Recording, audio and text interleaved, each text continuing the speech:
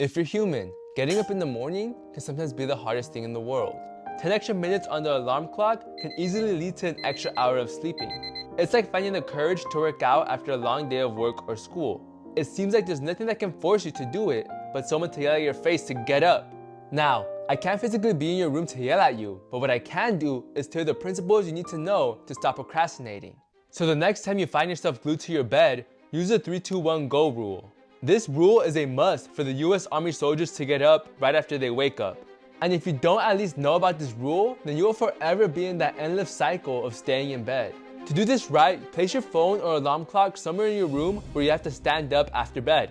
But I know that's more easier said than done, so if that's the issue for you, do this. Simply count down from 3 and on go, you have to go. And that's the easy part. If you do this right, you will see how easy it is to get up and then stay up. If you stay in bed, your day is already ruined and unproductive. Now, I believe that you will master this rule if you are serious about changing your procrastination habits. So after you wake up, you must work out before going to work or school to have an optimal healthy body. See, 99% of people fail when they hear that, but not you, which according to the university health system, working out in the morning encourages you to eat healthier, boost your energy, improve focus, and so much more. So the principle you need to know to stop procrastinating exercise in the morning can be found in the book Atomic Habits by James Clear. Focus on systems, not goals. You will never stay committed to working out if you solely focus on the end goal. So here's a 3-step system that I do every day that then you can do every day. And believe me, it is not that hard.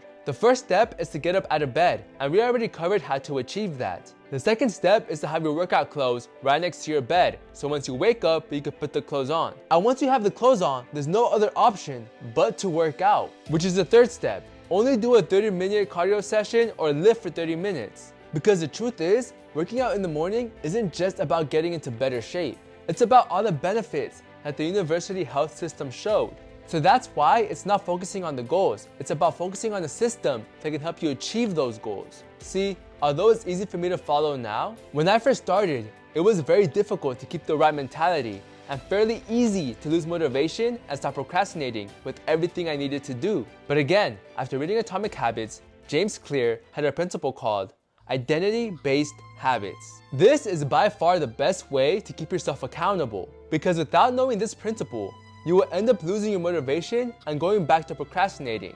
So this is how it works. Instead of saying, I need to stop procrastinating, frame it as, I'm someone who doesn't procrastinate.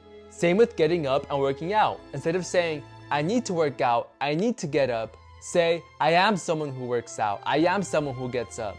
If you don't do that, that will become your identity.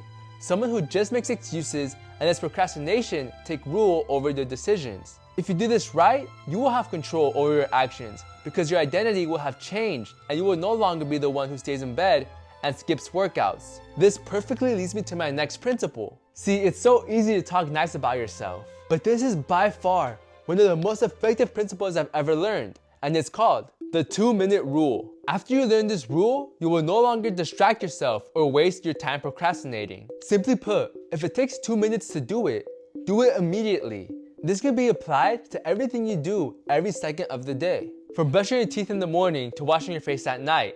Next time you put off doing homework, reading a book, or learning a skill. If it takes you 2 minutes to get ready to start, then don't wait for the right moment. Just find a seat, set up your computer, and get to work. Or find a seat, open your book, and read. You will notice that there's never a perfect time to start because even when you do start, you still don't feel like doing the work. But if you use the 2-minute rule, you will at least be saving all the time you would spend procrastinating. With that being said, everything I just gave you right now is enough information for you to start changing your life and stop procrastinating. But don't get too ahead of yourself just yet. See, you will be going strong for a few months, but it's natural for you to feel some sort of itch after a while. This last principle is almost always overlooked really early on, but it's still so crucial to know really early on. From the great book Atomic Habits, the last principle for this video is called Environment Matters. If you don't start to change your environment today, then the way you are living is the same way you will live your life. By changing your environment, I mean the room you sleep in, the house you live in, and the friends you hang out with must all be cleaned. Meaning you can't hang out with the same friends who are holding you back, or friends who you just feel like are wasting your time. To do this right, you must start this change today and don't wait 5 or 6 months to pass to then start changing your environment.